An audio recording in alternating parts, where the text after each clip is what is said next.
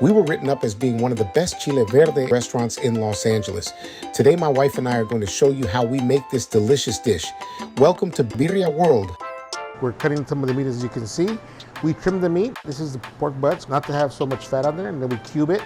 We wash it, of course, make sure everything's clean. There's different variations of how to cook it. It evolved over the years. We've had several cooks who have come and gone from different regions of Mexico and other parts of Latin America, and they've all put their own twist on it, and we finally think we mastered it to a point where we think it's where we want it to be. So depending on what region you are in your U.S., you can use certain types of chilies, and we'll go over that. There's a bell pepper, there's a hatch, depends on what you want to use and what you have access to. You guys might be aware, or I haven't told you guys a story, but in Mexico, there used to be these trails called Caminos Reales, and people will come in from the small towns. They bring their livestock and everything they wanted to sell in the city. They bring it onto the city, and the city had was assortments of all the vegetables and animals you wanted. While you went and bought this stuff, when you went back home to your small town, which was usually a 5 or 7 day walk, a trail, then you had limited access. You learned stuff, you learned recipes, but no, you didn't have access to those spices or herbs or those meats, so you had to adjust. So that's what we did. We adjusted. We were originally a birria, which only served 3 things, which was the birria, menudo, and tacos de cabeza. We evolved over time, and this is one of the dishes that we've evolved into, and it's probably one of our best-selling dishes as well. In Mexico, restaurants were based out of the home, and they were called cenurias. So you'd walk into someone's house, and then they would be cooking. You have the grandma there cooking, the mom making some of the foods, making tortillas, and the daughter usually serving people. They feel at home when they're able to eat at a place at someone's house. So that's how we started out of our house, and that's, I think, what led to our success. People felt they were back home, back where they came from, and it made them feel comfortable. And the first thing you always do is, when you get the meat, this is the pork butts, you gotta wash it. And then we're gonna trim all this fat here. We're gonna take that layer off. We're not gonna use it for this dish. So it's a Chile Verde, and it can be used for a wet chili burrito. It can be used as a stew, as a plate itself. You know, many people talk about the fact that stuff tastes better the next day. So, you know, out of the home, when you're at home, you would cook it the first day and you would use it as a stew, as a dish. And then the next day you might make burritos, and the following day you make a breakfast dish out of it until it ran out. This is a New Mexico chili. Some people call it hatch chili. You get this, you put it over on the grill and toast it, burn it, get the nice searing to it. See that? Or if you don't have access to those type of chilies, we use the bell pepper. And the reason why we use bell pepper is it gives it a greener color, more flavorful. The flavor comes from the meat itself, from the broth. So we'll go over that with you guys. But here's some samples. And we're gonna get these. These are the only ones you roast. These we don't roast, so I'll walk you through with that. You just leave it over the grill like this. You roast it. So we're gonna do it. It's about 10-15 pounds of pork butts. So you leave it here, you let it get a little rose color, and then we get our pot here, we add some water, so we're gonna simmer the meat in there, get the flavor, get the broth, make it like a soup. We're gonna cut our jalapenos and our tomatillo and some tomatoes in there. You gotta wash them clean, make sure that it's clean. Now when you use the water, you gotta be careful how much water depends how thick you want it. She's been working on this for years, so she can eyeball it. I won't recommend you guys eyeball it. She just looks things over and she knows. So then you get the meat here. Here's the meat after she diced it up again. Once again, we go ahead and wash it again. Sometimes you feel like a little slimy feeling to it. You do it as much as possible. Here you go. That's it right there. So then we take this and we put it in the pot here. It's a simmering water in there already, nice and warm already. There you go. She's the master chef. There's a saying in Spanish, they say, oh, whenever someone makes a hot sauce, they say, oh, estaba enojada. She was mad. That's why the sauce is so spicy. And people say, yeah, that's what's so spicy. Well, this is the opposite. When you cook something, you see she's cooking, she has a passion for cooking. She loves cooking. So when she cooks it with love, and I think personally that gives it more of a flavor. When you do something you enjoy, it gives it a better flavor. So when she cooks, believe me, everybody eats. So right now we're simmering it. It's gonna be a while. As you can see, we gotta make sure that the meat cooks through. It's creating a broth. Right now we'll add some spices to it. You usually would use chicken stock. If you don't have access to chicken stock, you can use bouillon, so you can give it flavor. She'll start adding all this stuff right now so you can see, but you gotta wait till it starts getting cooking. There you go. When you walk into Señoría, people will tell you, oh, you know what? Bienvenido, mi casa es tu casa. Have you heard that saying? Mi casa es tu casa. I believe that's where it came from, because when you walk into somebody's house, They say, welcome to our house. There's the mom, the grandma. It's their kitchen. It's their living room. It's their headquarters. That's where they live. That's where they sleep. So you're walking into their house and you're eating, and it's this feeling you get like, wow. I mean, it's somebody's house. It's very, very comforting. And that's where I believe that mi casa es tu casa. You walk in, the grandma usually back there cooking up all the, because she has more of the experience, she's cooking up all the guisados. Then the mom is making tortillas, the daughter is serving the customers. And it's informal, there's no menu, it's just verbal. They offer maybe 2-3 items, but those 2-3 items they offer, they specialize in. It has very special flavor to it, and there's different households that sell different things. Those different households all specialize in their dishes. So you can go one place, they'll make you tostadas, they'll make you a pozole, the other places they'll make you a guisado. There's different stuff. So you would go to the different houses that wherever you felt like eating. And usually they open up between 6 and 8:30. And when you walk in, it's very comforting. You're like at home. They're sitting there. They're giving you maybe the same spoons and forks and plates they use while they eat. As you can see right here as well, we're also boiling the chilies, the tomato, and the tomatillos, the green tomatoes. We're gonna add some more water because the boss, she's been cooking for years and she kind of eyeballs stuff. I tell people we're given a certain skill set. Our skill set was to make birria. We were birrieros. So that skill set was handed down to us, and over the years we've learned and we've evolved stuff. As more people came to work for us, we were blessed. We had worked with so many different people from different regions, different countries, different continents as well. And you see how they cook, you say, wow, that's different. How can I incorporate that in my food? I was given a challenge not too long ago. There was this, I spoke to some, I won't say her name now, but she tells me, I want to try your birria, but I can't digest garlic. I sit there and I say, wow, garlic, really? How am I gonna be able to conquer that and be able to cook birria without using garlic, which is one of the main ingredients? Well, I'm working on it. Well, she's working on it. That's the mastermind right there. So you guys heard the saying, kid tested, mother approved. Well, it's me tested, wife approved. This is my wife, Vicky. And she's gonna go over the basics of what she's doing, what she's waiting for, where she wants the meat to be so it can be ready to add other ingredients to it. She'll explain it to you guys. She's the one that helps me with all my projects, is always there for me whenever I have to cook stuff, and we sit around and we start playing with different spices, different foods, and creating different meals. So that's the one we give credit to.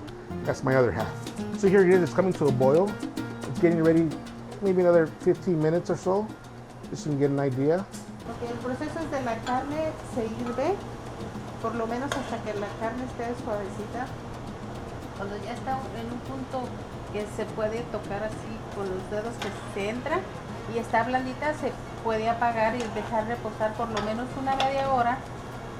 Y enseguida de eso se tira el caldito, que no vayan a usar, lo pueden tirar y dejar nada más cierta cantidad para que se introduzca el sabor junto con el chile. Y prácticamente eso es con lo que ya viene explicado de la salsa.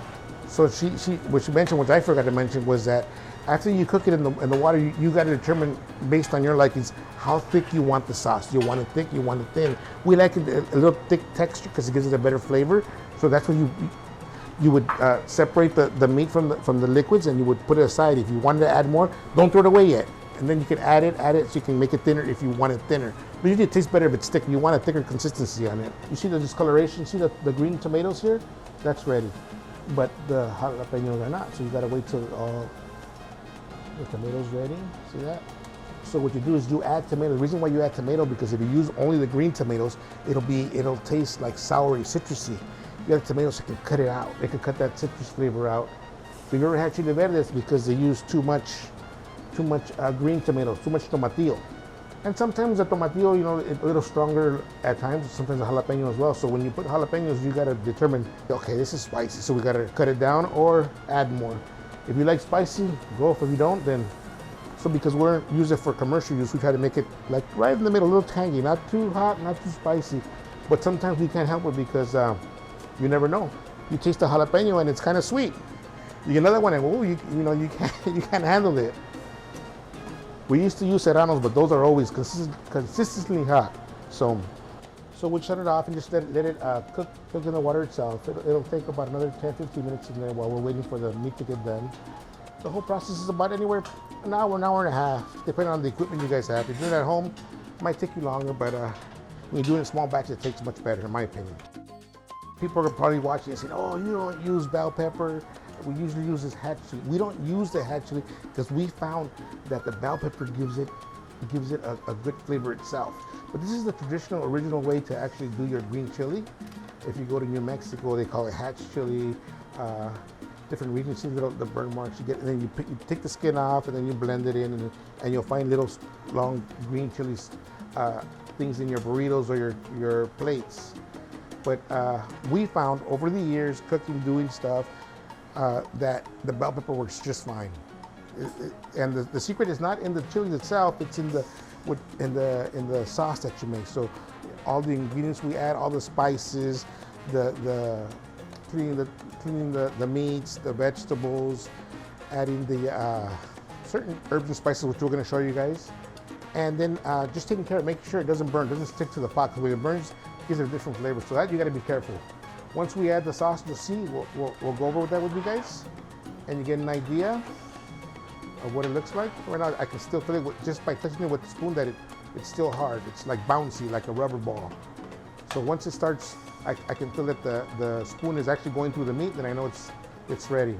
This is how you cheat. For you guys at home that don't want to wait around to roast, actually tastes better. Before, you would put it on a charbroiler with some wood, and it would give a different flavor. So what's happening there's moisture. It's like a balloon, like the little pop things they use in boxes.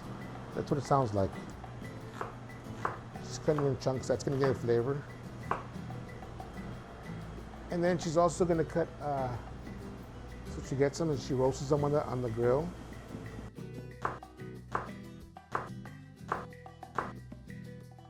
As you can see, she's roasting the onion. It's gonna be a while that it roasts. She doesn't like using oil. That's her thing. She's trying to cook as healthy as possible. And when we cook our foods, we put the least amount of salt as possible, because there's people who can't eat salt, they can't tolerate it. It's better that the food requires salt than it being too salty. People can add salt if they like, but we try to use as little as possible.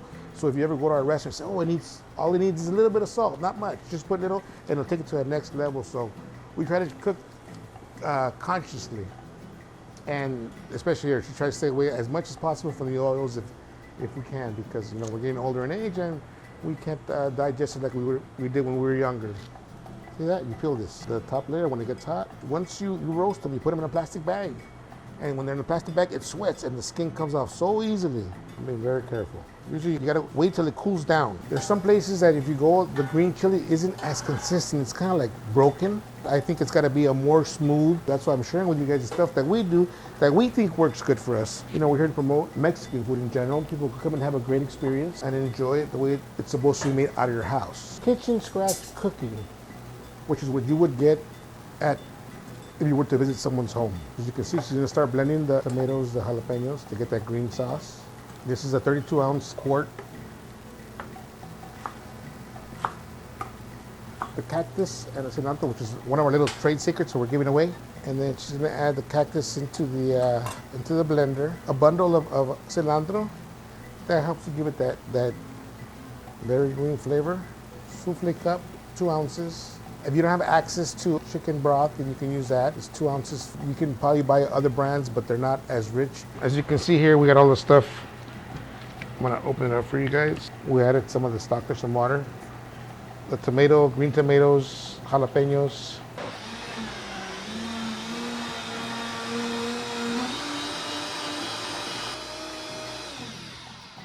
And then we look at the consistency, how thick it is, see how it looks. The cactus and the cilantro give it a greener look. So we eat with our eyes. So now we're gonna wait for the meat, what takes the longest. I was talking to one of my friends and he was telling me the story about restaurants, how restaurants are evolving now. There's huge, big places. You can sit 200-300 people. In Mexico, in the small towns, there were no restaurants. There were the houses, las cenudillas. That was a restaurant, people's houses. They coined the phrase, like I said, mi casas, tu casas, because you would go in there and you would eat. You would eat their foods, and they all specialize in 2-3 dishes.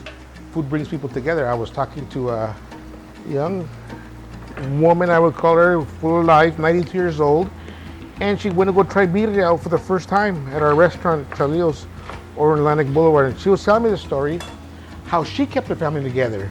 She would call all of her sons and daughters, say, I'm making birria. And guess what they would do? On Sunday, they were all there eating birria. So birria brought them together. She figured out that that was a dish that was gonna bring them together. And I try to emphasize to people that birria is a very special, it has that special historical, cultural value that it does things for us. And when she told me the story, I said, wow, it's not just me, doing the birria that we do at a restaurant, but you see it on a personal level.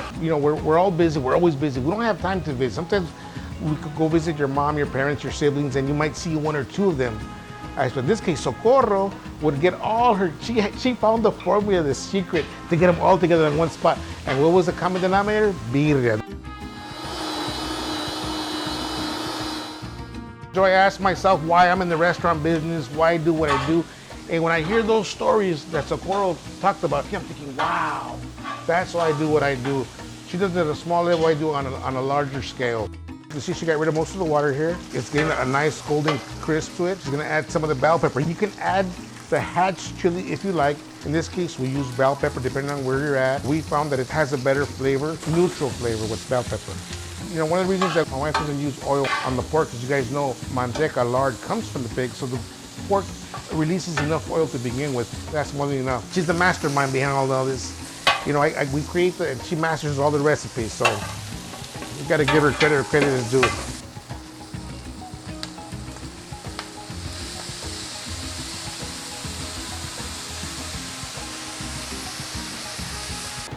So she asked me to help her just add some more, you can see here.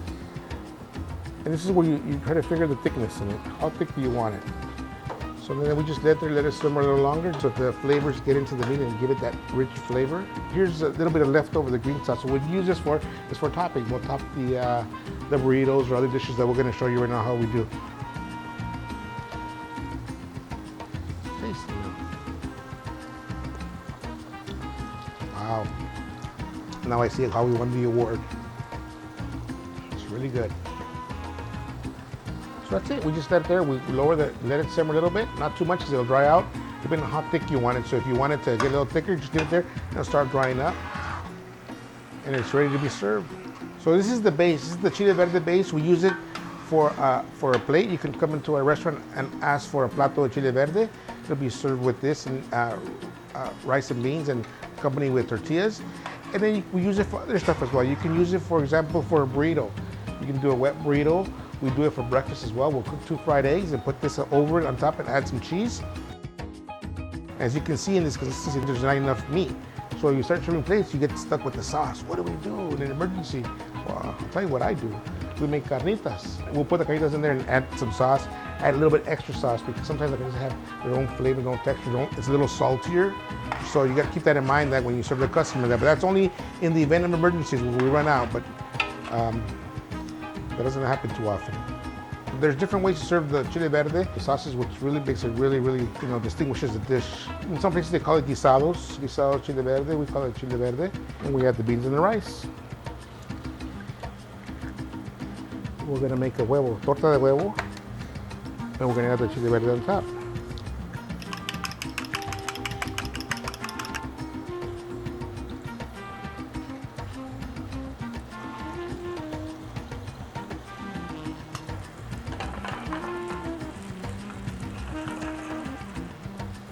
So what we do is you take the egg and you make a torta like this.